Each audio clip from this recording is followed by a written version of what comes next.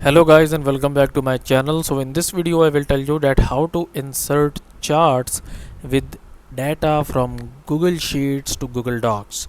So before starting this video, make sure to like this video and subscribe to my YouTube channel for more tips and tricks like this one. So here you can see that I have opened up my Google spreadsheet and I have this chart in it.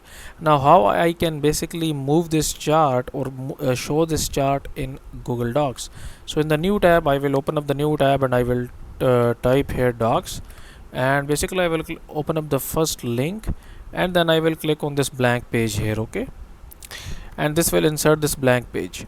Now I will go into my spreadsheet here, and if I click on the chart here, you can see three dots. Click on this one and then basically copy chart. So click on this one, copy this chart, go here, right click and basically paste. And now basically it will ask you to link basically your this docs page to your spreadsheet.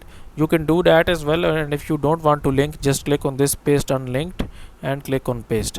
And now here you can see that we have successfully entered the chart as an image basically from Google spreadsheet into docs. So that's it for this video guys. If you find it useful, kindly like this video and subscribe to my channel, and I will meet you in the next video.